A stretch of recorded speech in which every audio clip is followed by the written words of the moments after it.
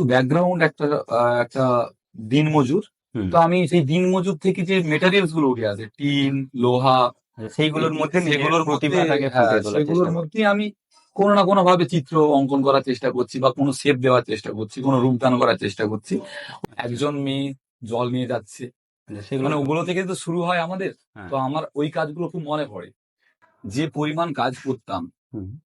Commission কাজ, আচ্ছা। Mural painting বলুন বা পোর্ট্রেট ওয়ার্ক বলুন, তো সেই কাজের পরিমাণটা কিন্তু তুলনামূলকভাবে অনেক কম।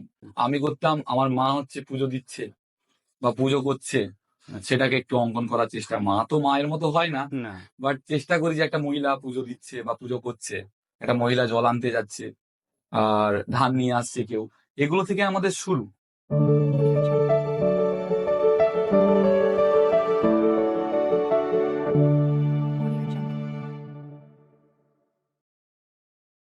নমস্কার, আমি সুশান্ত। আপনারা দেখছেন মান্না বাবু 2.0 পডকাস্ট পর্ব, যেখানে আমরা খুঁজি সত্যের আলো, শিক্ষার দীপ্তি এবং একতার স্পর্শ।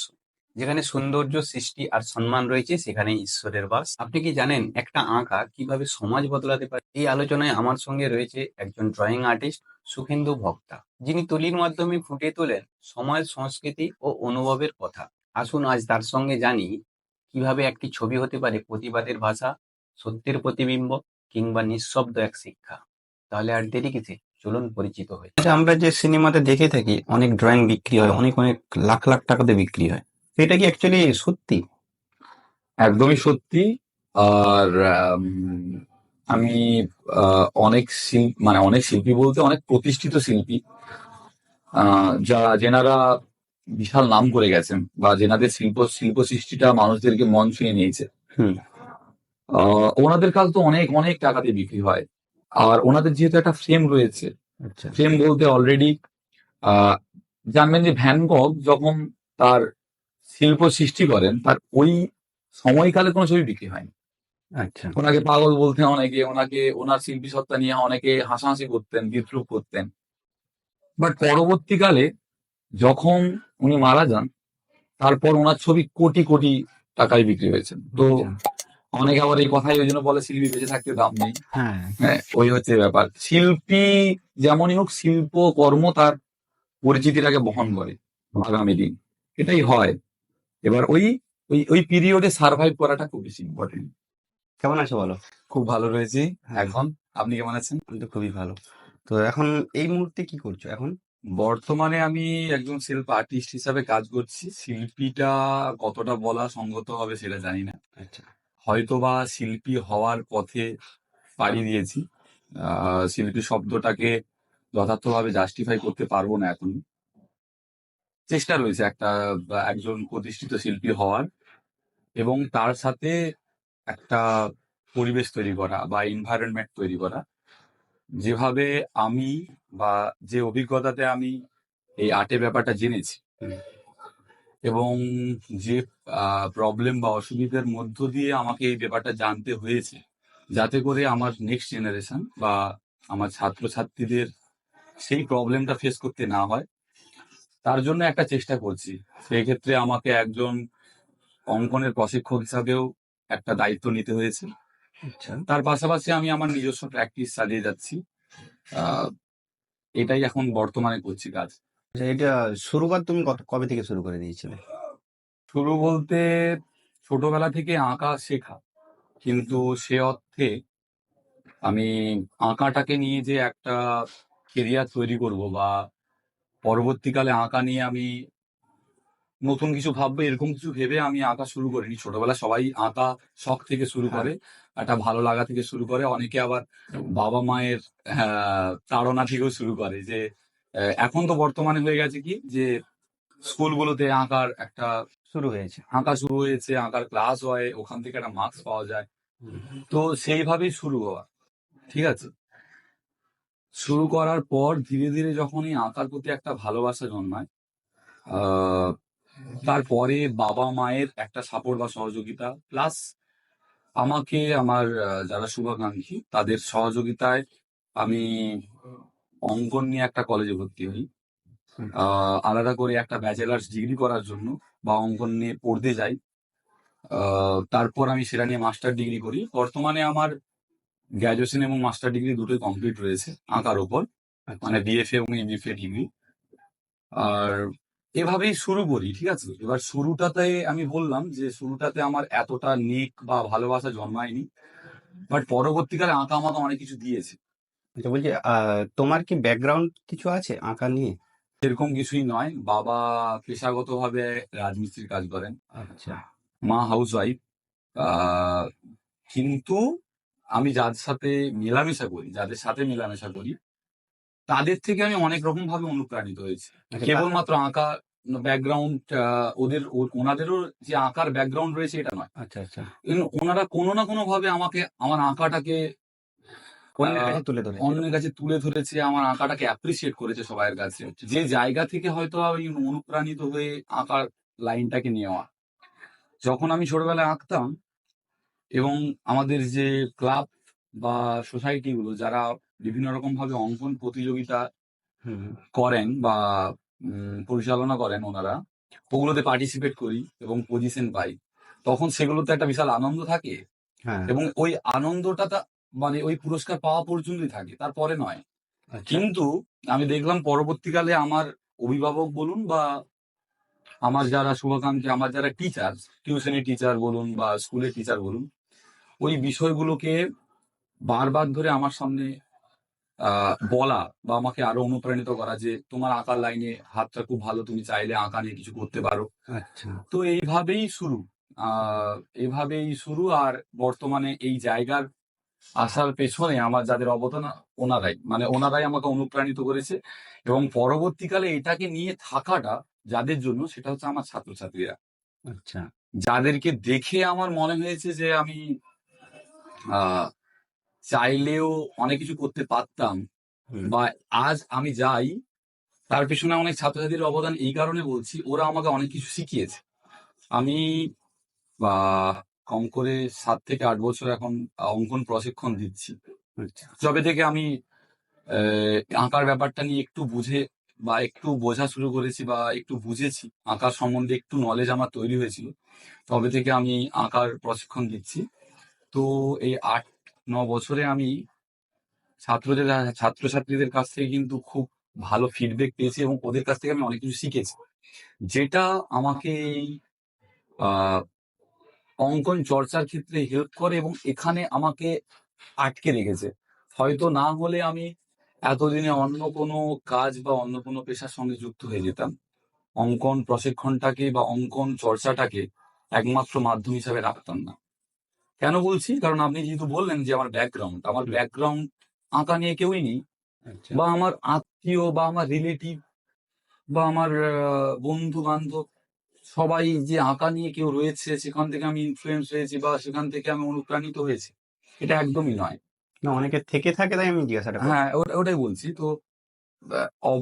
অবশ্যই কেউ নেই ঠিকই, কিন্তু ওনারা আমাকে অনেক ভাবে অনুপ্রাণিত করেছেন এই আঁকা নিয়ে থাকার জন্য।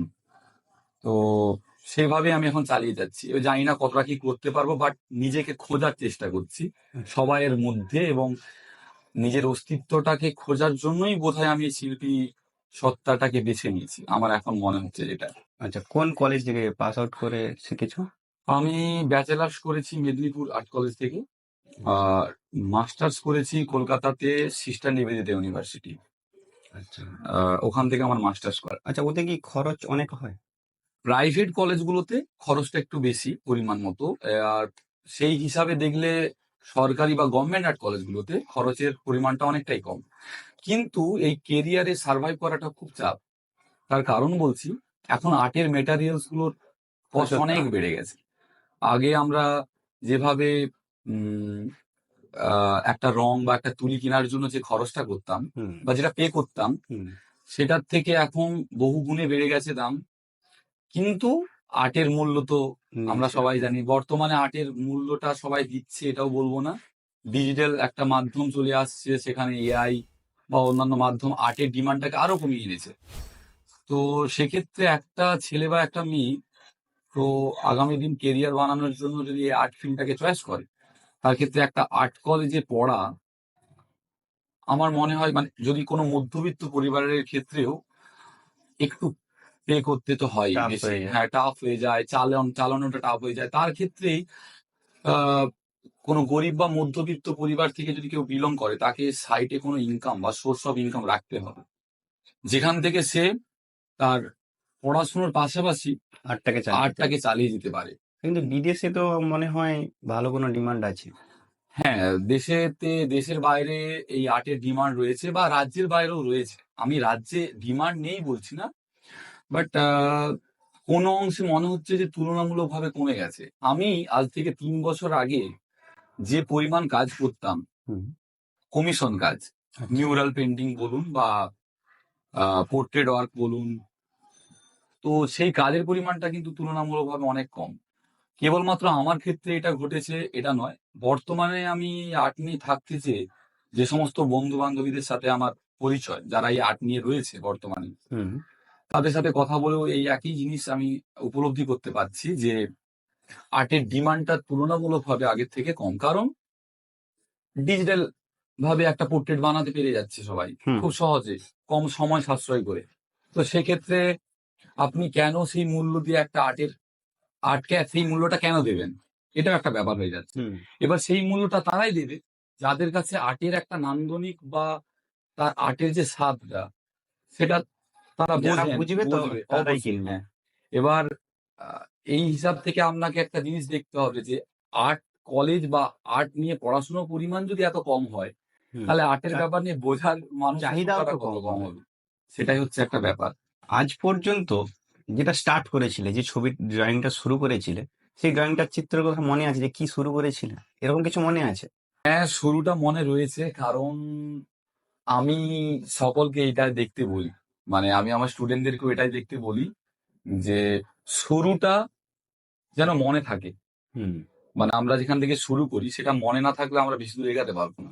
আমি বলছি না শুরুটাকে ধরে রাখতে, কিন্তু মনে রাখার জন্য। আমার ফার্স্ট ছবি এখনো পর্যন্ত আমার গ্যালারিতে রয়েছে। আচ্ছা। ওটাকে আমি ল্যামিনেশন করে রাখার কথা বলেছিলাম, কারণ আচ্ছা। আমার ফার্স্ট ছবি আমাকে অনেক কিছু শেখায়, আমার প্রোগ্রেস শেখায়। হ্যাঁ। আমি কতটা কাজ নিয়ে এখন মানে দায়িত্ব বা কাজটাকে নিয়ে আমি কতটা সিরিয়াস সেটা বোঝায়। তো ফার্স্ট কাজটা খুব বেশি ইম্পর্টেন্ট আমার কাছে, সেটা আচ্ছা। রয়েছে। আমি প্রথম যখন কাজ করতাম তখন বেশিরভাগটাই ফিগারেটিভ কম্পোজিশন, মানে আউটডোর টাইপ। আচ্ছা। একজন মেয়ে জল নিয়ে যাচ্ছে, আচ্ছা, সেগুলো মানে তো। ওগুলো থেকে তো শুরু হয় আমাদের। হ্যাঁ। তো আমার ওই কাজগুলো খুব মনে পড়ে। টিচাররা বলতেন যে তুমি একটা কম্পোজিশন বা সিনারি করো।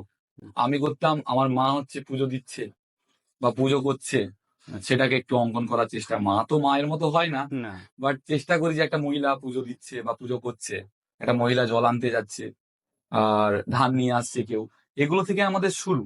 আচ্ছা। আর সেইভাবে আমিও শুরু করেছিলাম ওইগুলো থেকে, বাট সেগুলো আমার মনে আছে।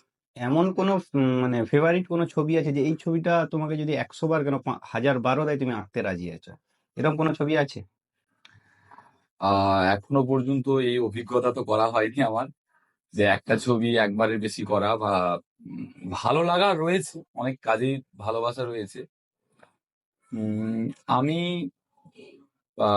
রিয়েলিস্টিক কাজ করতে একটু বেশি ভালোবাসি, মানে যেটাতে নিপুণতার সাথে সাথে একটু ন্যাচারালিস্টিক হবে, একটু রিয়েলিস্টিক হবে, ওই কাজগুলো করতে ভালোবাসি।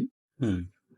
মধ্যিখানে নিজেকে একটু ব্রেকও করেছিলাম, আচ্ছা। এটা বোঝার জন্য বললাম। প্রথমেই আমি একটা কথা বললাম যে আমি নিজেকে শিল্পী হিসাবে এখনো মনে করি না।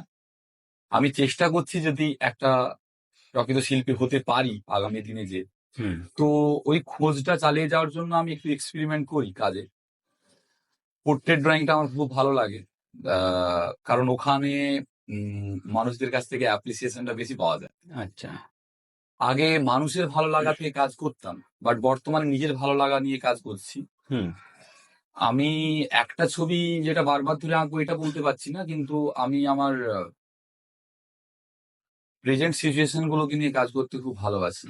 প্রেজেন্ট সিচুয়েশন বলতে সুবিধে অসুবিধে, ভালো লাগা খারাপ লাগা, বা আমার যে জার্নিতে বর্তমানে আমি কি ফিল করছি, অতীতে আমি কি ফিল করতাম।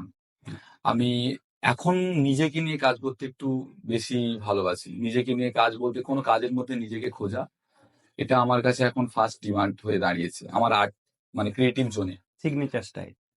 সিগনেচার স্টাইল বলতে উম, এখন তো মিডিয়াম নিয়ে কনভার্ট বা মিডিয়াম নিয়ে এক্সপেরিমেন্ট চলছে এখন। উম, আমার সেই অর্থে এখনো সিগনেচার স্টাইল তৈরি হয়ে ওঠেনি, বা সবাইকে আমি হয়তো বোঝাতেও পারবো না। আমি কাজের মধ্যে যেটা বললাম যে নিজেকে খোঁজার চেষ্টা করি, যারা খুব ভালোভাবে হয়তো আমার কাজগুলো লক্ষ্য করবে হুম। সেখানে হয়তো আমাকে দেখতে পাবে। এবার এটা সবাই ক্ষেত্রে কতটা সবাই দেখতে পারবে সেটা নিয়ে আমি বলতে পারছি না। আর কিছু কাজ আমি যেগুলো উম, বর্তমানে করেছি টিনের ওপর হুম। অ্যাসিড দিয়ে, বা ব্রিক মানে ইটকে ভেঙে ভেঙে কাজ, যে কাজগুলো আমার বাড়িতে রয়েছে ওগুলো আমি এখনো পর্যন্ত সবার সামনেই নিয়ে আসতে পারিনি। সোশ্যাল মিডিয়া বলুন, বা একটা দুটো এক্সিবিশন হয়েছে আমার, সেগুলোতে আমি ওটা ডিসপ্লে করেছিলাম। তার বাইরে ওগুলো করতে পারিনি। তো সেখানে আমি আমার ব্যাকগ্রাউন্ডটাকে দেখিয়েছি, আর ওটা আমার সিগনেচার স্টাইলও বলতে পারেন। এখন আমি যে কাজগুলো করছি সেগুলোতে আমাদের যেহেতু পরিবারটা বা ব্যাকগ্রাউন্ডটা একটা কর্মকুটে, বা যারা দিন আনে দিন খায়, এই একটা পরিস্থিতির মধ্য দিয়ে যায়। তো এগুলো আমাকে একটা হার্ড ব্যাকগ্রাউন্ড বা শক্ত ব্যাকগ্রাউন্ড সাজেস্ট করে। আচ্ছা। তো সেই কারণে আমি যে সমস্ত মিডিয়াম নিয়ে কাজ করছি সেই মিডিয়াম গুলো লোহা, টিন, ইট, যেগুলোর ওপর আদৌ ছবি আঁকা যায় কিনা আমি জানি না, অনেকের কাছে ধারণা নেই, বাট আমি ওগুলোর ওপর কিছুটা কাজ করার চেষ্টা করছি, যেটা আমার ব্যাকগ্রাউন্ড সাজেস্ট করে। এবং ওর উপর যা ডেপিক্ট করার চেষ্টা করছি, যে যে ক্রিয়েশনটা আনার চেষ্টা করছি, ওটাই হচ্ছে আমি। আচ্ছা।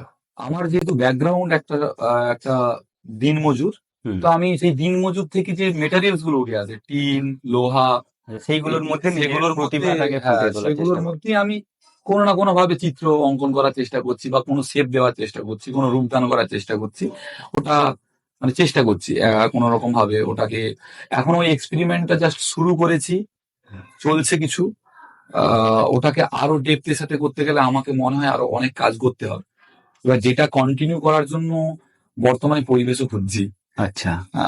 সেই পরিবেশটা হয়তো বা পেলে আমার কাজ করতে সুবিধে হবে। হ্যাঁ। কারণ বারবার ধরেই এই জিনিসটা বলাটা আমার হয়তো ঠিক হচ্ছে না, যে ব্যাকগ্রাউন্ড ব্যাকগ্রাউন্ড, হয়তো এই ব্যাকগ্রাউন্ডের জন্যই আমি কাজটা নিয়ে পড়ে রয়েছি।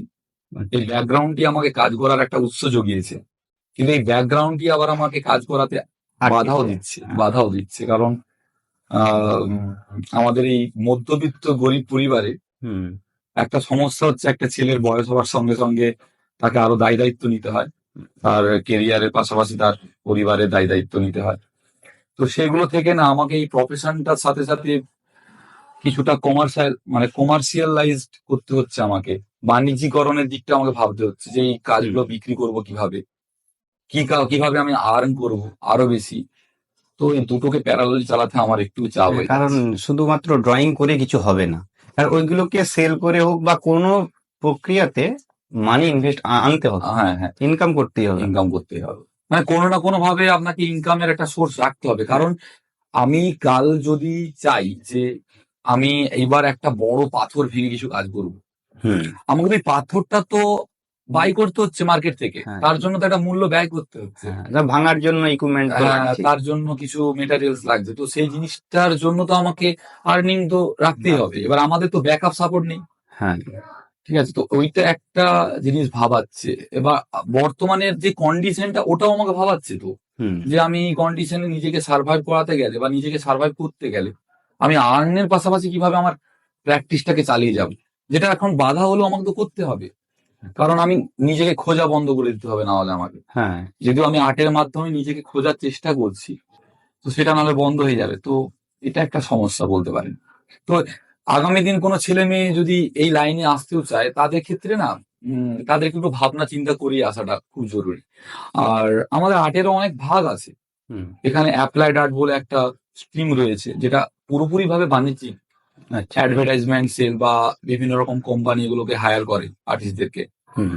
তো আমাদের যেহেতু পেন্টিং বা আমি এই নিয়ে কাজ করছি বা ওই আর্টিস্ট হিসাবে কাজ করার চেষ্টা করছি, তো সেক্ষেত্রে আমাদের স্কোপটা না একটু আটকে গেছে, বা আম, একটা বাউন্ডারির মধ্যে রয়েছে। আমাদের কিছু করতে গেলে আমাদের কিছু আর্ন করতে হবে, আমাদের ছবি বিক্রি করতে হবে, বা এটসেট্রা এটসেট্রা, এটা হচ্ছে ব্যাপার। তোমার মতে একজন আর্টিস্ট সমাজে কি প্রতিভা ফেলে? একজন আর্টিস্ট অনেক রকম ভাবে সমাজে তার প্রভাব বিস্তার বা প্রভাব ফেলাতে পারে। যেমন যেনারা প্রকৃত শিল্পী, ওনাদের শিল্পকর্ম একটা ঘটনার প্রতিবাদ হতে পারে। আচ্ছা। একজন আবৃত্তিকার তার আবৃত্তির মাধ্যমে, একজন নৃত্যশিল্পী তার নাচের মাধ্যমে, তেমনি একজন চিত্রশিল্পী তার চিত্রের মাধ্যমে আপনাকে অনেক কিছু বিবরণ দিয়ে দিতে পারে, বর্ণনা দিয়ে দিতে পারে, এবং একটা ঘটনা যার বিরুদ্ধে একটা প্রতিবাদ জানানোর দরকার রয়েছে, সেখানে ওই ছবিটাই একটা প্রতিবাদের মাধ্যম হয়ে উঠতে পারে। তেমনি আমার মনে হয় যে এটাও যেমন, তেমনি এর পাশাপাশি একটা ছোট ছেলের ছবি আঁকাটা প্রয়োজন কেন? বা একজন আহ এখনো ছবি আঁকার কোনো বয়স হয়নি, ছবি অনেকে শুরুই করেছে এইচএস এর পর, হ্যাঁ। কেউ কেউ 30 বছর 35 বছরের মাথাতেও ছবি আঁকা শুরু করেছে। তো আমার মনে হয় যে কি কারণে প্রয়োজন ছবি আঁকাটা, যদি এটার প্রশ্ন আমাকে করেন, আমি বলতে পারি যে ছবি মানুষের মধ্যে একটা বিশাল ইম্প্যাক্ট ফেলা। কেমন? গভীরভাবে ইম্প্যাক্ট বলতে, কোনো ঘটনাকে হুম। গভীরভাবে জানতে গেলে বা তার ডেপথটা বুঝতে গেলে আমাকে সেটাকে অবজার্ভ করতে হবে, হ্যাঁ। সেটাকে ভালো করে অনুধাবন করতে হবে, ভালো করে বুঝতে হবে, যেটা আমাকে ছবি শেখায়। হুম। একটা ছবি আঁকতে গেলেও ধৈর্য লাগে, ছবিটা আঁকার পর ছবিটাকে বর্ণনা করতে গেলে বলতে লাগে, এবং তারপর ছবিটাকে বুঝতে গেলে অনেক ধৈর্য ধরে ওই ছবিটার ভেতরে বা ডেপথে ঢুকতে হয়। এবং এর মধ্যে একটা শৈল্পিক চেতনাও যেমন একটা ছেলে মেয়ের মধ্যে তৈরি হয়, হুম। তার পাশাপাশি কোনটা ঠিক কোনটা ভুল, কোনটা প্রয়োজন কোনটা অপ্রয়োজন, কোনটা করা উচিত কোনটা করা উচিত নয়, এইগুলো কিন্তু একটা ছেলের মধ্যে এই বোধগুলো তৈরি হয় আঁকার মাধ্যমে। হুম। সেটা আমরা সরাসরি বুঝতে পারি, পর অনেক ক্ষেত্রে আমাদের বুঝতে অসুবিধা হয়, কিন্তু এটা তৈরি হয়। একটা ছেলে মেয়ে, বা আজকে আমি আমার একটা এক্সাম্পল দিচ্ছি, হয়তো বা প্রতি ক্ষেত্রে আমি আন্দোলনে সামিল হওয়া বা আহ, আন্দোলনে থেকে সে আন্দোলনটাকে আহ যোগ দেওয়া, এগুলো সম্ভব হয় না আমার ক্ষেত্রে। আমি চেষ্টা করি আঁকার মাধ্যমে কিছু বোঝানো বা কিছু দেখানো, হুম। হয়তো বা সেটাও হয় না কোনো কোনো ক্ষেত্রে। কিন্তু কোনটা কোনটা ভুল কোনটা ঠিক, এটা নিয়ে কিন্তু আমি আমার বাড়ির মানুষদেরকে বা আমার পার্শ্ববর্তী যে মানুষ বা আমার বন্ধু বান্ধব, তাদের সাথে এটা আলোচনা করতে পারি। হ্যাঁ। তারা আমাকে মন দিয়ে শোনে। হুম। তার একটা কারণ, তারা এটা ভাবে যে আমার কাছ থেকে ওই পজিটিভ একটা থিংস বা পজিটিভ একটা কথা তারা পেতে পারে।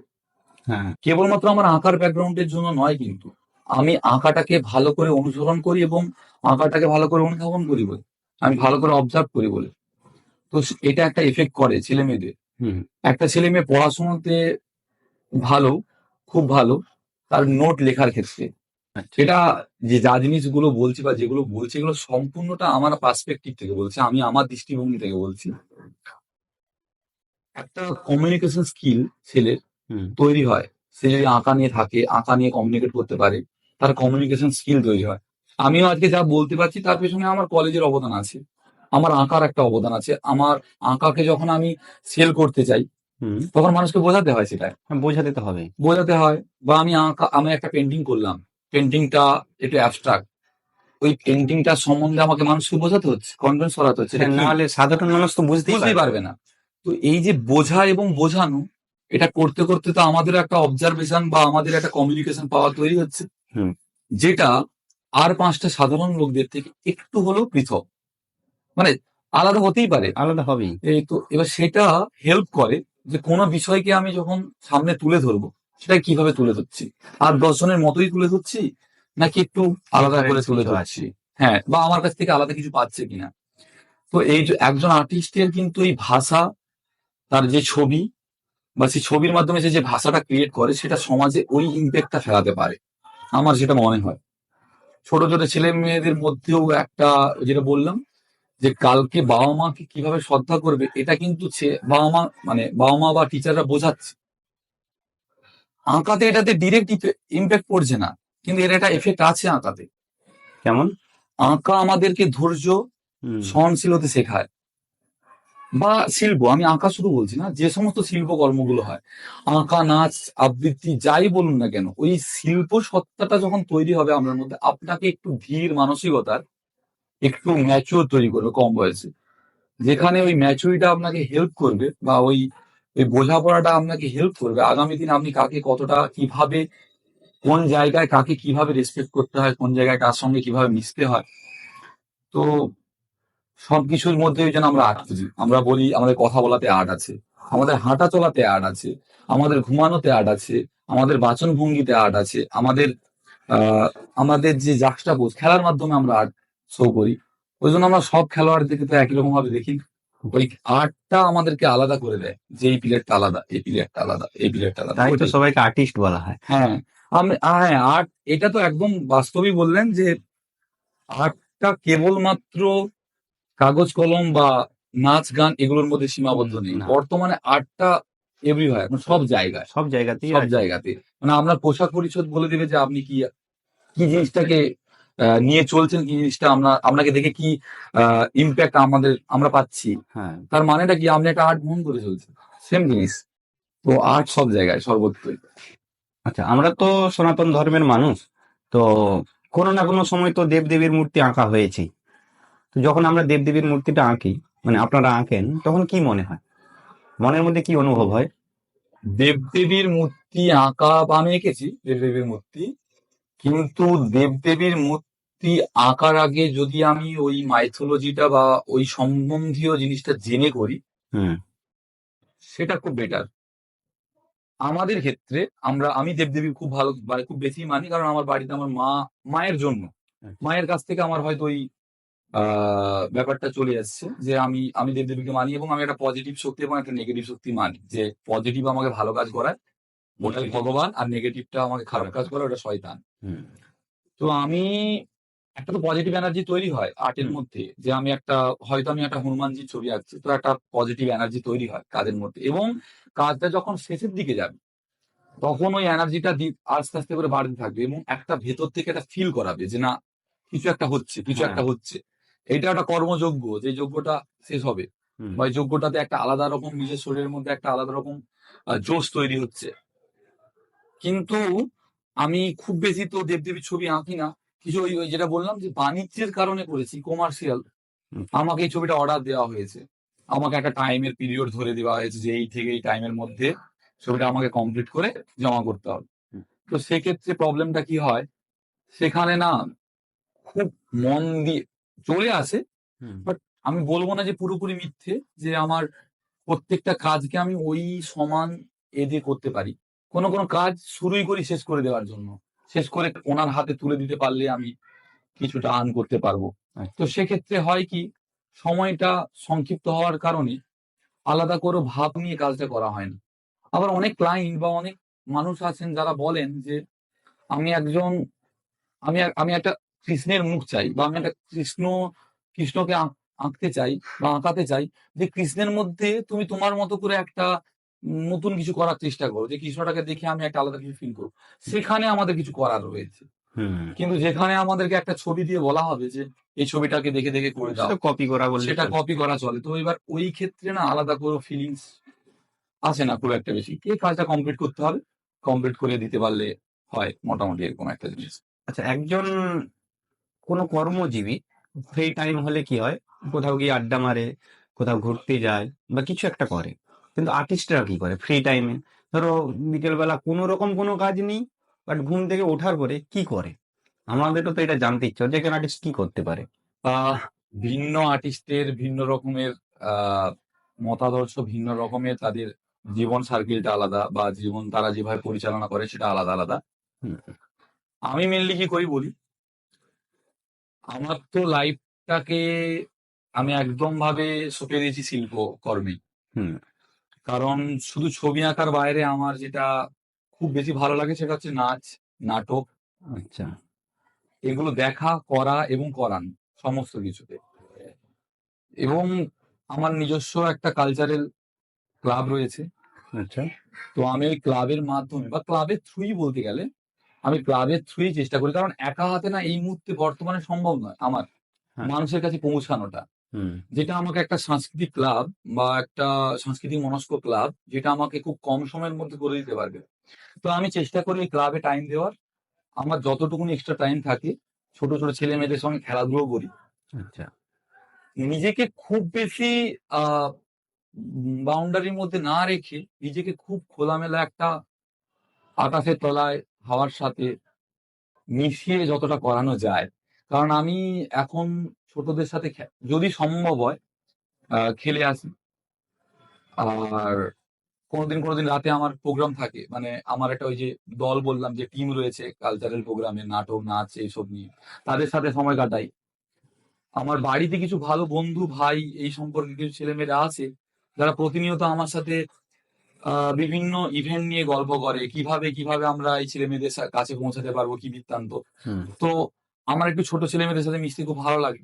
তো আমি চেষ্টা করি যাতে করে ক্লাবের থ্রু হোক বা নিজে থেকে হোক, যতটা পরিমাণ সময় আমি নিজেকে দিচ্ছি ততটা পরিমাণ সময় যেন ছেলে মেয়েদের সাথে, মানে ছোট ছোট ছেলে মেয়েদের সঙ্গে মিশতে পারি। কারণ ওদের কাছ থেকে আমি বারংবারই অনেক কিছুই শিখতে পারি, যেগুলো আমাকে হয়তো পাথেয় বা আগামী দিন বা আগামী পথে আমাকে ভালোভাবে হাঁটতে সাহায্য করবে।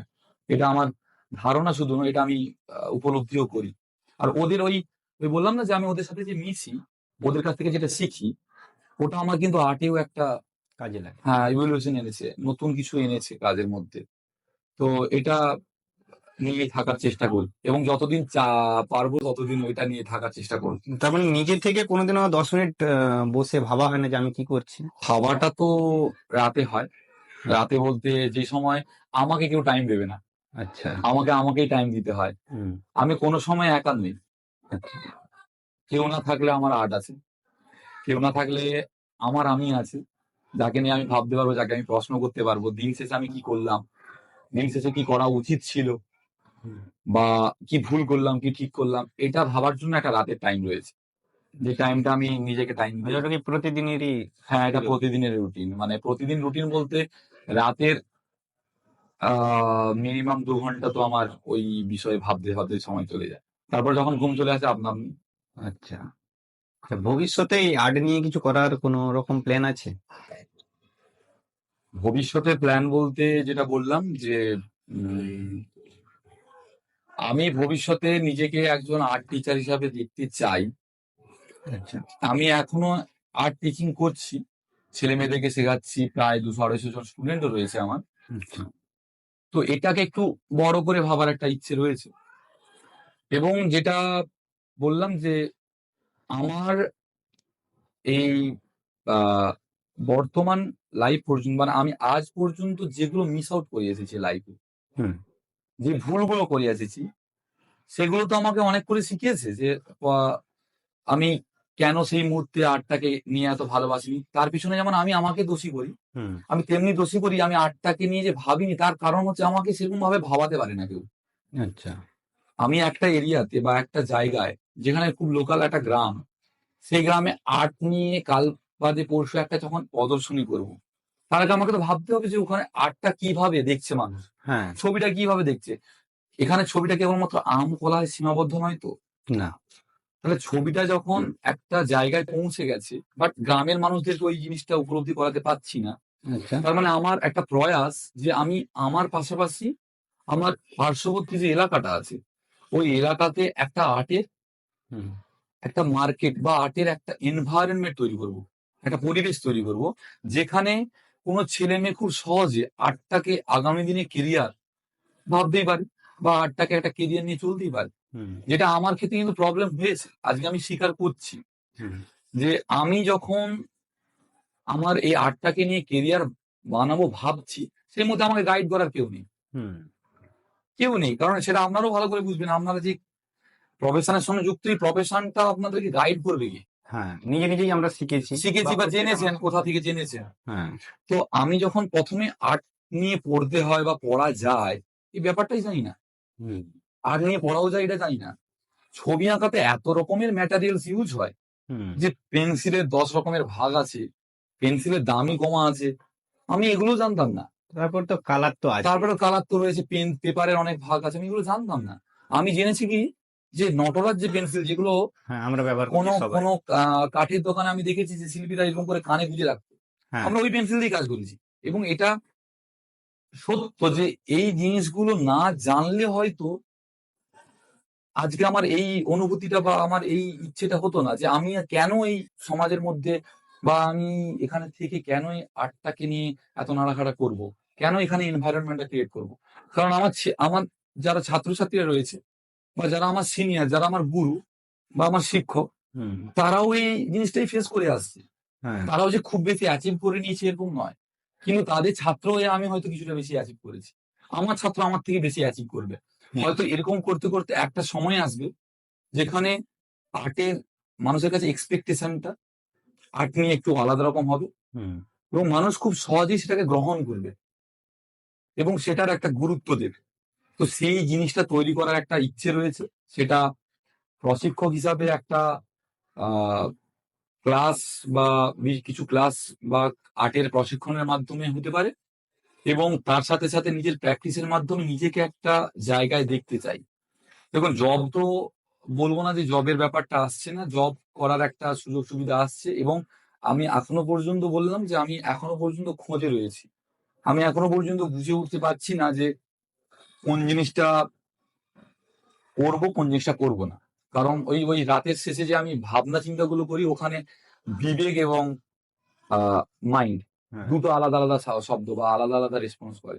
হ্যাঁ। একটা বলে যে নিজের এবং আ আমি যদি সমাজকে কিছু দিতে পারি, সেটা নিয়ে এবং সেটার সঙ্গে, সঙ্গে আমি যদি কিছু শিখতে পারি সমাজ থেকে, সেটা নিয়ে ভালো থাকাটাই হচ্ছে লাইফ। কর্মজীবনে, কর্মসূত্রে ছোট লাইফ। ছোট লাইফটাকে একটু এনজয় করে, করে চালানো। হ্যাঁ। আবার মাথা বলে যে এরপর একটা রেসপন্সিবিলিটি আছে, দায়িত্বটা এভাবে সম্ভব কি? এভাবে চালানো সম্ভব কি? আ পরবর্তীকালে প্রয়োজন আবার এতটাই হয়ে যাবে যে সমস্ত কিছু ছেড়ে কাজের জন্য অন্য জায়গায় যেতে হবে না তো? হুম। তো এই দ্বিধার মধ্যে এখনো রয়েছি। বাট আশা করছি খুব তাড়াতাড়ি এটা কাটিয়ে নিতে পারবো। হ্যাঁ, এটা তো কাটিয়ে নিতেই হবে কারণ সবথেকে ইম্পোর্টেন্ট আমাদের বয়সটা অনেকটা এগিয়ে যাচ্ছে। এগিয়ে যাচ্ছে, হ্যাঁ। এবার ওই মনের শুনলে মাথার শোনা যাবে না, মাথার শুনলে মনের শোনা যাবে না। তো দুটোকে মিউচুয়াল করে যদি কিছু শোনা যায়, তো সেটারই একটা চেষ্টা রয়েছে। আমার মতামতে একটা কথা বলব, যারা আর্টিস্ট হয় তারা কিন্তু মনের কথাটাই শোনে। অবশ্যই, অবশ্যই। কারণ তো এইজন্য তো নিজেকে আটকে রাখা। নাহলে একটা অপরচুনিটি পেয়ে সেটাকে ছাড়া বা সেটা নিয়ে ভাবা, হুম। সেটা তো সম্ভব হতো না যদি না আমার মনে শুনতাম আমি। হুম। তো কিন্তু কি ওই যে দিন শেষে আবার এটাও ভাবতে হয় যে বাড়িতে বাবা-মা রয়েছে। বাবা কতদিন আর এইভাবে কাজ করবে? এটা করেও একটা আর্নিং হচ্ছে আমার। হুম। বাট সেটা কি ততদিন পর্যন্ত আমাকে সারভাইভ করতে হেল্প করবে? তো এই প্রশ্নের উত্তরগুলো খোঁজা হচ্ছে। হুম। আর এই প্রশ্নের উত্তরগুলো মনে হয় আমি লাইফের শেষ এজ পর্যন্ত মানে একদম লাইফের শেষ স্টেজ পর্যন্ত আমাকে ভাবতে হবে। কারণ আমি ভাবতে পারি কারণ আমি একজন শিল্পী হতে চাই। এই ভাবনা চিন্তাগুলো মাথায় আসছে কারণ আমি ওই পথে আছি।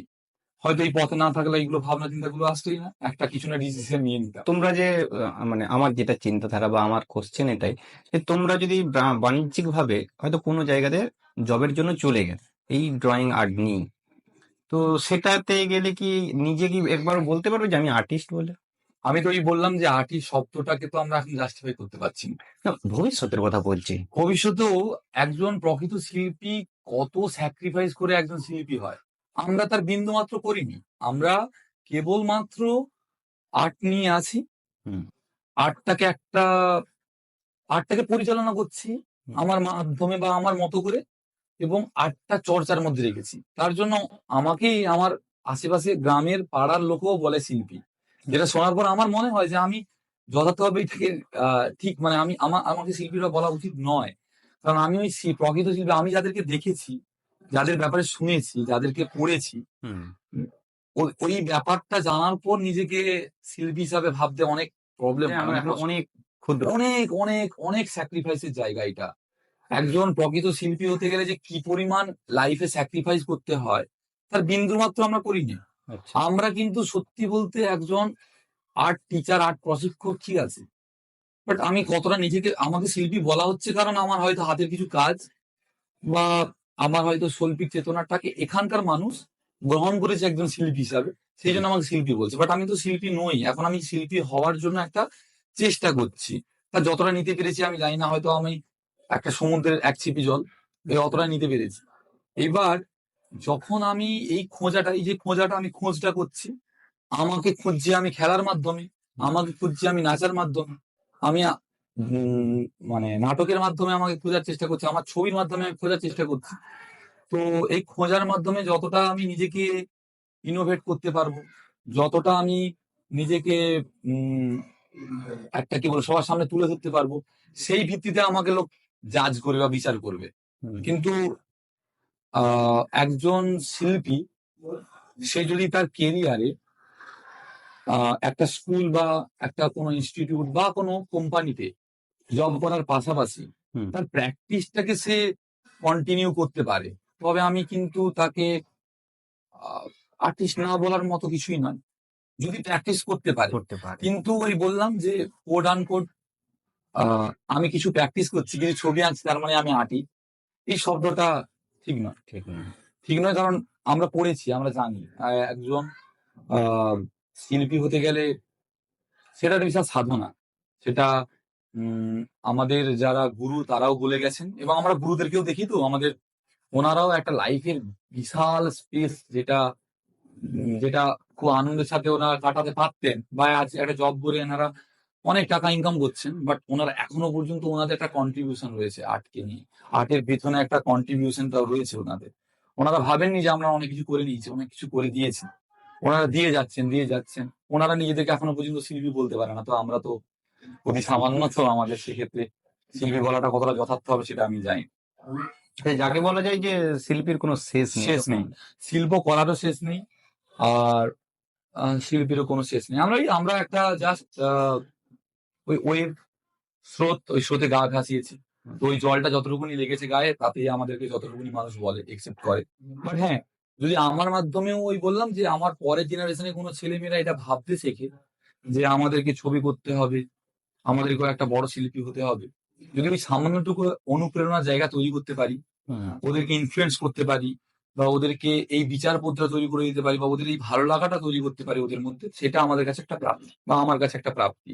এবং ওই চেষ্টাটা আমি করে যাব, আচ্ছা। এবং ওই চেষ্টার মাধ্যমে আমি যতটা পারবি, মানে যতটা পারি আর্ন করব, বা এটা আমার একটা ইচ্ছে রয়েছে যে আমি আমার আহ, এই সমস্ত কিছুকে পরিচালনার মাধ্যমে আমার এই শিল্প সত্তাটাকে যদি সামান্য টাকা মানে বাঁচিয়ে রেখে আমি যদি কিছুভাবে ইনকাম করতে পারি, আমি সেই পথটাকেই আগে বেছে নেব। তো এইটা আমার একটা ইচ্ছেও রয়েছে। মানে নিজের পছন্দের সাথে সাথেও আর্নিংটা দরকার। আর্নিংটা দরকার, হ্যাঁ, মানে একদম আর্নিং এর জন্য সব ভুলে যাওয়া এটাও যেমন ভুল, হ্যাঁ, আর সবকিছুকে নিয়ে চলার জন্য আর্নিংটা ভুলে যাওয়া এটাও ভুল। হ্যাঁ। কারণ আমাদের ব্যাকগ্রাউন্ড আমাদেরকে সাপোর্ট করবে, একসাথে ব্যালেন্স করতে ব্যালেন্স করতে হবে। তো আমরা কিছুদিন আগে একজনের কাছে গিয়েছিলাম। তো উনি একজন মানে আর্টিস্ট প্লাস উনি একটা স্কুল চালনা করেন। তো সেরকম কি তোমার কোনো রকম চিন্তাধারা বা কিছু আছে? যে আমাদেরই মানে কলকাতাতে তো গিয়ে অনেকেই ড্রয়িং শেখাতে পারে, কিন্তু আমাদের এখানটাকে উন্নত করবে কি? কলকাতায় গিয়ে সবাই দেখছি যে কোনো কর্মসূত্রে কলকাতায় চলে যাচ্ছে, সেখানে গিয়ে শেখাচ্ছে। কারণ কিছুদিন আগে আমি একজন যোগা টিচারের সাথে কথা বলেছিলাম। তো উনি কি করলেন যে কলকাতায় চলে গিয়েছেন, ওরা স্বামী স্ত্রী দুজনেই যোগা করে। তো কলকাতাতেই সারা সপ্তাহ থাকে, কিন্তু শনি রবিবার সে বাড়িতে এসে এখানেই তার বাড়ির সামনাসামনি একটা একাডেমি খুলে সেখানে অনেক বাচ্চাকে প্র্যাকটিস করে। তো সেরকমই, তো তোমার কি চিন্তাধারা যে কলকাতাতে পুরো চলে যাওয়া না এখানে কিছু একটা করার? কর্মসূত্রে কোনো জায়গায় চলে যাওয়াটা ভুল ঠিক বলছি না। হুম। কর্মসূত্রে কোনো জায়গাটায় যেও যখন নিজের জায়গা বা নিজের বাড়ির ছেলে মেয়েদেরকে বা পার্শ্ববর্তী যে ছেলে মেয়েদের আছে তাদেরকে ওই শিক্ষাদানটা করছেন, তো সেক্ষেত্রে উনি তো কোনো অংশে ভুল করছে বা কি করছেন আমি জানি না। হুম। কিন্তু এই যে বললেন না যে একদম একটা স্কুল করা বা এগুলো কোনো প্ল্যানিং আছে কিনা আমার, আমিও কিন্তু একটা স্কুল করার ভাবনা চিন্তা নিয়েছি, আচ্ছা। বা একটা ইনস্টিটিউট, আমি বললাম আমার যে একটা ইনস্টিটিউট রয়েছে ওখানে শেখে, অনেক ছেলে মেয়েরাই শেখে, সেটা কোথায়? বাহারপোতাতে রয়েছে। ও আচ্ছা। একটা ইনস্টিটিউটের পাশাপাশি আমি কিন্তু আবার বাহারপোতাতে অনেক জায়গায় ক্লাসও করাই, আচ্ছা, পার্সোনালি। পার্সোনালি ক্লাস করাই, বাড়িতে ব্যাচ রয়েছে, আবার ইনস্টিটিউটে আছে, এবং আমার পাশাপাশি আরো অনেকগুলো ইনস্টিটিউট রয়েছে যেখানে আঁকা শেখানো হয়, প্রশিক্ষণ দেওয়া হয়। আচ্ছা। তো আমি সবাইকে মানে প্রত্যেকের জায়গায় সম্মান জানিয়ে বলছি, এটা কি কারণে প্রয়োজন সেটা আমাদেরকে বুঝে করতে হবে, হ্যাঁ। এবং এটা আমরা কিভাবে করবো এটা করতে হবে। হুম। আমি ইনস্টিটিউটের পাশাপাশি কেন আমার বাড়িতে ক্লাসটা করাচ্ছি, আমার ক্যাপাবিলিটি এত নেই যে আমি একটা সময়ের মধ্যে 50 জনকে ক্লাস করাতে পারবো, হ্যাঁ। ঠিক আছে। এবং ছেলে মেয়েদের, ওই বললাম যে ছেলে মেয়েরা তো জানেই না যে ছবি আঁকাটা কি বা কেন করব, হুম। তাদেরকে এটাও বলতে পারবো না যে আমার একটা ফিক্সড টাইম রবিবার দিন 10টা থেকে 8টা পর্যন্ত, সন্ধ্যে 8টা পর্যন্ত আমি ক্লাস করাবো ওই একটা জায়গা, সবাই চলে আসবে, সবাই টাইম টু টাইম, সবাই সম্ভব হয় না। আমাকেও ভোগপুর থেকে বা আমার এই পাশ থেকে রামতরক, মেছেদা বা যেখান থেকে আমাকে কিছু ছেলেমেয়েরা বলে যে আমরা অঙ্কন প্রশিক্ষণ নিতে চাই, তো তাদেরকে আমি কিভাবে ব্যবস্থা করে দিতে পারবো? হুম। প্রত্যেকের বাবা-মা নিয়ে আসা সম্ভব নয় না। এট এ টাইম। তো সেই কারণেই আমাকে কি করতে হয়েছে, আমার ওই ইনস্টিটিউটের পাশাপাশি কিছু জায়গায় ব্রাঞ্চ হিসাবে কিছু ক্লাস শুরু করতে হয়েছে। ব্যাচই ছোট ১৫ জন বা ২০ জনের ব্যাচ। আচ্ছা। আপনার ১৫ জন ক্লাস করছে, কোন জায়গায় ২০ জন ক্লাস করছে, কোন জায়গায় ২৫ জন ক্লাস করছে, কোন জায়গায় ১২ জন ক্লাস করছে, কিন্তু ক্লাস করছে। যাতে করে কি হচ্ছে, আমাকে হয়তো একটু এক্সট্রা এফোর্ট দিতে হচ্ছে। হুম। বাইক নিয়ে যেতে হচ্ছে ওদের কাজ পর্যন্ত। কিন্তু আর্টটাকে আমাকে একটু পৌঁছাতে হচ্ছে ওদের কাছে। আচ্ছা। আর্টের প্রতি ভালোবাসাটা তৈরি করতে হবে। আমি বললাম যে একবার যখন এটা তৈরি হয়ে যাবে, আমার বাড়িতে আমি যেকোনো টাইমে একটা ছেলেকে ডাকছি, সে চলে আসছে। হুম। তাকে বলছি যে আমি আঁকার এই জিনিসটা শেখাবো। হুম। সে ভালোবাসা থেকে আসছে। সে ওই ভালোবাসাটা বুঝে গেছে। সে ওই জায়গাটায় তাকে আমাকে আলাদা করে দ্বিতীয়বার বলতে হচ্ছে না। বাকিদেরকে বোঝানোর দরকার আছে। আমি যদি বলি যে আমি একটা সময় ক্লাস করাতে পারবো, তাহলে হয়তো ওনারা আসতে পারবেন না। হুম। বা ওনারা কোনো বিকল্প কিছু দেখবেন। তো সে কারণে আমি শুরুতে সব জায়গায় আলাদা, আলাদা করে ব্রাঞ্চ করে শুরু করেছি। এখন ওরকম ভাবেই চলছে আমার। এবার আগামী দিন চেষ্টা আছে যে একটা জায়গায় মিনিমাম আমি ১০০ জনকে নিয়ে আসতে পারবো। আবার আরেকটা জায়গায় একটা স্কুল করার আছে। সেখানে আবার ১০০ জন আসবে। যাতে করে আ বেশি যত বেশি পারবো আমি ছেলেমেয়েদেরকে ছবি আঁকাটা শেখাতে পারি এবং তার পাশাপাশি ওনাদের সুবিধা এবং আমার সুবিধাটাকে দুটোকে ব্যালেন্স করে করানো ব্যালেন্স করতে সম্ভব হবে, হয়। নাহলে তো হবে না। হ্যাঁ, তো ওটা একটা ইচ্ছে রয়েছে। এবার ক্লাব আ একটা চেষ্টা করছে। আমি আমার তরফ থেকেও একটা চেষ্টা করছি। এবার দেখছি যতটা সম্ভব তাড়াতাড়ি যদি ব্রাঞ্চ গুলোকে আরেকটু মডিফাই বা আরেকটু বড় করে করা যায়। এবং তার সাথে আমার সঙ্গে আমাকে আ বাকিদেরকেও সহযোগিতা করতে হবে। হ্যাঁ। যারা, যারা ক্লাস করাচ্ছে বা আমার ফ্রেন্ডরা যাদেরকে নিয়ে আমি হয়তো এই ক্লাসগুলো যেখানে ৪০ জন, সেখানে ২ জন মিলে করালাম হুম। বা ৩ জন মিলে করালাম। বাচ্চারাও শিখতে পারবে আলাদা, আলাদা আ মাল্টি ডিসিপ্লিনারি কিছু শিখতে পারবে। হুম। বাচ্চারা ক্রাফটের কাজের পাশাপাশি হ্যান্ডিক্রাফটের পাশাপাশি আরো কিছু শিখতে পারবে। সেগুলো তখনই শেখানো সম্ভব যখন আমি এই পরিবেশটা তৈরি করে দিতে পারবো। তো সেটা একদিনে হবে না, চেষ্টা করছি। চেষ্টা করে যাচ্ছি। আমার তো এই রিসেন্ট প্রদর্শনী হলো। হ্যাঁ। এটাও পুরোপুরি সংস্থা থেকে সহযোগিতা করেছে বলে। আচ্ছা। তো আমার একটা ইচ্ছে ছিল। আর ওনাদেরও একটা মানে কি বলবো? ওনারা ব্যয় করেছেন আমার পেছনে বা ওনারা ভরসা করেছেন আমার উপর। হুম। তো আমি এখানে করেছি কি, লোকাল এরিয়ার সমস্ত ছেলেমেয়েরা যারা ছবি আঁকাটা জানে, আচ্ছা। তাদের বেস্ট কাজ, তারা এতদিনে যা শিখেছে, হুম। সেগুলোর একটা সেগুলোর একটা বেস্ট এখানে একটা দেখানোর আ মঞ্চ তৈরি করা। হুম। যেটাতে আমরা এই হোলির সময় করেছিলাম বার্ষিক চিত্র প্রদর্শনী। আমি তো বাইরে এক্সিবিশন করি। আচ্ছা। সেটা আমার ছেলে-মেয়েদের ক্ষেত্রেও আমার যারা স্টুডেন্ট রয়েছে তাদের ক্ষেত্রে জানাটাও সম্ভব না। সবাই তো আর কলকাতা যেতে পারেন। না। আর প্রদর্শনীটা কি হয় বা কি জিনিস সেটাও জানতে পারে না। হুম। তো আমি চেষ্টা করেছি প্রদর্শনী করার। তো খুব সাধারণ মানুষদের কাছ থেকে খুব ভালো একটা পজিটিভ ফিডব্যাক পেয়েছি। যেটা দেখে মনে হয় যে এখানকার মানুষেরাও শিক্ষিত। এখানকার মানুষেরও ওই স্বাদটা নেওয়ার ইচ্ছে রয়েছে। বাট কোন অংশে আমাদেরই একটা দুর্ভাগ্য বলতে পারেন বা আমাদের কর্মক্ষেত্রে আমাদের মনে হয় আমরা আনসাকসেসফুল। যে আমরা মানুষের কাছে ঠিকভাবে পৌঁছাতে পারি না। ওগুলোকে নিয়ে আমাদের কাজ করা দরকার আছে। আমার নয়, বাকিদেরও। যারা এই শিল্পকর্ম নিয়ে আছে, নাচ গান যা কিছু নিয়ে আছে, তাদেরকে আরো সাধারণ মানুষের কাছে পৌঁছানোর দরকার আছে। মানে সাধারণ মানুষের ইচ্ছে আছে কিন্তু তারা পাচ্ছে না। তারা পাচ্ছে না তো। এই একটা প্রদর্শনী করলাম। হুম। প্রদর্শনীতে বিভিন্ন ছেলেমেয়েরা বিভিন্নভাবে ছবি এঁকে বিভিন্নভাবে ছবিটাকে ডিসপ্লে করলেন হুম। এবং এলাকার ছেলেমেয়েদের যারা মেলাতে যাওয়ার পথে একবার এসে আমাদের এক্সিবিশন হলটা ভিজিট করেছে, হুম। সে গার্ডিয়ান হোক, ছেলেমেয়েরা হোক, অন্য ছেলেমেয়েরা হোক, সাধারণ ছেলেমেয়েরা হোক, যারা ছবি আঁকা শেখে না, হুম। তারাও বলছে, "এই ছবিটা আমার বন্ধু এঁকেছে, দেখ কত সুন্দর।" হ্যাঁ। বা এটা আমার দাদা এঁকেছে, দেখ দারুণ, পুরো একদম হুবাহু অ্যাকুরেট বা একদম ফাটাফাটি করেছে। এ দেখ ৳৫০০ নোটটা করেছে পুরো অরিজিনাল। ও রাধাকৃষ্ণটা করেছে পুরো একদম ক্যালেন্ডার। হুম। তার মানেটা কি? ওরা বুঝতে পারছে যে না, আর্টটা এখন ওই আমগোলার মধ্যে নয়। যদি আমিও শিখি, আমিও কিন্তু একদিন এই ছেলেটার মতো করতে পারবো বা একটা মেয়েটার মতো করতে পারবো। হুম। তো এইটা কোনো অংশে এইভাবে কর্মশালা বা চিত্র কর্মশালা বা প্রদর্শনীর মাধ্যমে সম্ভব। তো এবার এই জিনিসগুলোকে নিয়ে আমি একটু ভাবছি। যেভাবে করে হোক যে আমাকে একটা জিনিস বোঝানো খুবই দরকার যে পড়াশোনার পাশাপাশি আর্ট বা শিল্প চর্চাটা জরুরি। এটা আপনার পড়াশোনাতে বা একটা ছেলের জীবনে কোনো রকম নেগেটিভ ইম্প্যাক্ট ফেলবে না। এটা একটা পজিটিভ ইম্প্যাক্টই ফেলবে, এবং একটা ছেলেকে একটা মেয়েকে আরো ভালোভাবে পরিণত করতে এটা অনেক ভাবে এবং অনেক রকম ভাবে সহযোগিতা করবে। এটা আমার একটা উদ্দেশ্য, বা এটা সম্ভব, সেটা আমাদের দিক থেকে আমরা চেষ্টা করছি। সেই সব লাইনে থাকলে এখনকার মানুষের চরিত্রটাও আরো মনে হয় বেটার একদম একদম একদম একদম এটা একদম মানে হয়তো আমিও মিস্টেক করে গেছি একজন ছেলে মেয়ের চরিত্রটা, ওই বললাম যে বিল্ড, এটা তো একটা বিল্ড করা, হ্যাঁ। একটা থাম্বা তৈরি করা বা একটা পিলার তৈরি করার মতো। আমি ছোটবেলা থেকে একটা যখন পিলার তৈরি করছি, হুম একটা ছেলে মেয়ের লাইফটাকে যখন পিলার মনে করি, পিলারটাকে আমি যত ভালোভাবে বানাবো, ওই পিলারটা আমাকে ততটা ভরসা দেবে যে এই ঘরটা নড়বে না। হুম সেম জিনিস, শিল্পকর্ম পড়াশোনার ফাঁকে বা পড়াশোনার পাশাপাশি এটা নতুন করে ভাবতে শেখাবে, নতুন করে বুঝতে শেখাবে, এবং নতুন করে বোঝাতে শেখাবে, নিজেকে একটু আলাদা মনে করাবে যে আমি ভালো দিকে আলাদা, মানে আমি আলাদা মানে একদম আলাদা বলছি না, ভালো দিকে আলাদা কারণ এখন মানুষ তো সব খারাপের দিকে চলে যায়। চলে যাচ্ছে। একটা ছেলে মেয়ে ফোন ঘাঁটছে, হুম তার ফোন ঘাটার পিছনে টাইম দিচ্ছে, তার মা, আমাকে অনেক অভিভাবক বলছে যে স্যার আমি ফোন ঘাঁটাটাকে থেকে বিরত রাখতে পারছি না ছেলে মেয়েকে। কেন? কারণ আমাদেরও তো একটা বাড়ির কাজ আছে। হ্যাঁ আমি কাজটা যখন করতে যাচ্ছি, আমি ছেলেকে নিয়ে তো যেতে পারছি না, ছেলেকে তো ওই সময় বসাতে হবে, বাড়িতে কেউ নেই, ফোন দিয়ে দিচ্ছি। এবার ভাবুন, ওই ছেলেটার যদি ছবির প্রতি বা আবৃত্তির প্রতি বা নৃত্যের প্রতি একটু মন থাকতো, তাহলে ওই টাইমটা কি ও একটু ছবি করতে বসতে পারতো না, হুম আবৃত্তি করতে বসতে পারতো না? করতো, অবশ্যই করতো। তাকে যদি বোঝানো শেখানো হতো, তাকে তার এই ভাবটা যদি তৈরি করা হতো তার মধ্যে।